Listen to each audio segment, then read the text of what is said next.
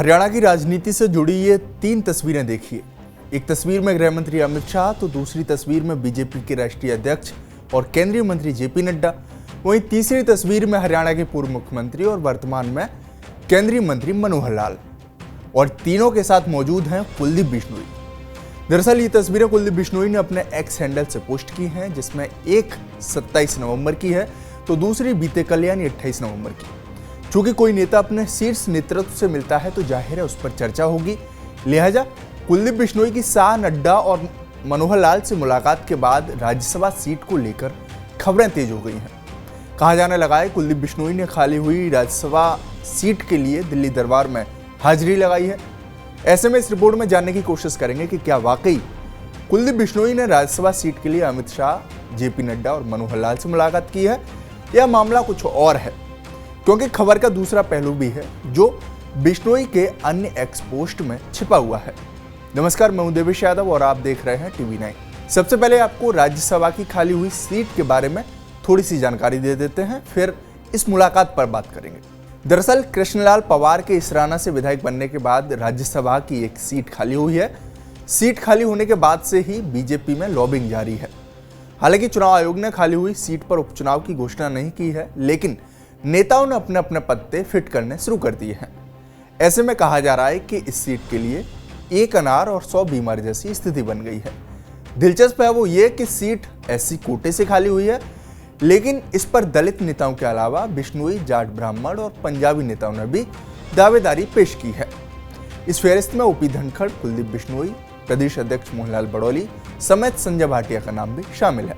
वहीं दलित चेहरे के तौर पर सुदेश कटारिया और सुनीता दुग्गल का नाम भी सुनने को मिल रहा है। बता दें कि सीट का कार्यकाल अगस्त 2028 तक है, मतलब ठीक ठाक समय भी है। खैर, इस सीट से किन नेताओं को मौका दिया जा सकता है, तो माना जा रहा है कि ऐसे नेता जिन्हें ना तो लोकसभा चुनाव में तवज्जो दी गई हो, ना ही विधानसभा चुनाव में, माने चुनाव में टिकट न मिला हो, लिहाजा ऐसे नेताओं का नाम इस सीट के लिए आगे आ सकता है। और अगर इस लिहाज से देखें तो कुलदीप बिश्नोई प्रथम पंक्ति में खड़े दिखाई दे रहे हैं। माना जा रहा है कि बिश्नोई हिसार से लोकसभा चुनाव में टिकट की मांग कर रहे थे, तब बीजेपी ने उन्हें प्रत्याशी न बनाकर रणजीत सिंह चौटाला को उम्मीदवार बनाया था। इसके अलावा विधानसभा चुनाव में बीजेपी ने उनके बेटे को आदमपुर से प्रत्याशी तो बनाया, लेकिन वे हार गए। लिहाजा अब वे और उनके बेटे किसी सदन का हिस्सा नहीं है और उनकी घर बैठने जैसी स्थिति हो गई है। ऐसे में कहा जा रहा है कि बीजेपी उन्हें राज्यसभा भेज सकती है। इसके अलावा एक और तर्क दिया जा रहा है।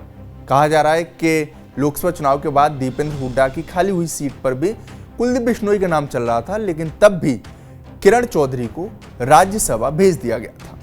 लिहाजा इस बार कुलदीप बिश्नोई की कोशिश है कि किसी भी हाल में इस बार राज्यसभा की ये सीट हाथ से नहीं निकलने देनी है।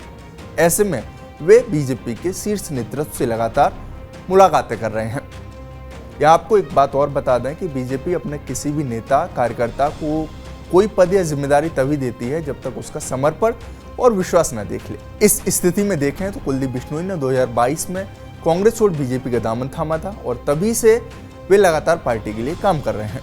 फिर उन्हें हरियाणा में लोकसभा या विधानसभा चुनाव में कोई जिम्मेदारी दी गई हो या किसी दूसरे प्रदेश में, कुलदीप बिश्नोई ने पूरी लगन से काम किया है।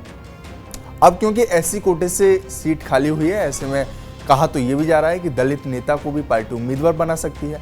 इस स्थिति में दलित नेता की बात की जाए तो कहा जा रहा है कि सुनीता दुग्गल को भी राज्यसभा भेजा जा सकता है।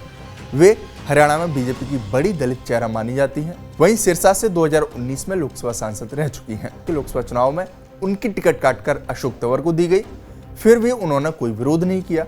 हालांकि इसके बदले उन्हें विधानसभा चुनाव में उतारा गया और वे रतिया से विधानसभा चुनाव लड़ी, लेकिन हार गईं। ऐसे में सुनीता दुग्गल इस सीट के लिए प्रबल दावेदार मानी जा रही हैं। बहरहाल, अपने नाम को लेकर लगाए जा रहे कयासों के बीच कुलदीप बिश्नोई ने एक्स हैंडल पर अरविंद गोदारा नाम के व्यक्ति के पोस्ट को रीपोस्ट किया है, जिसमें लिखा है कि कल ही देश के गृह मंत्री श्री अमित शाह जी व चौधरी कुलदीप बिश्नोई जी की मुलाकात की तस्वीर सामने आती है और मीडिया पर राज्यसभा सीट के लिए तरह तरह की बातें चलती हैं। उन्हें बता दूं, हर मुलाकात को राजनीतिक बातों से मत जोड़ा कीजिए। कुछ मुलाकातें स्वाभाविक होती हैं। नेताजी ने कभी पद की राजनीति नहीं की है, बड़े बड़े ऑफर के त्याग किए हैं, जैसे उप मुख्यमंत्री, केंद्रीय मंत्री और जनरल सेक्रेटरी।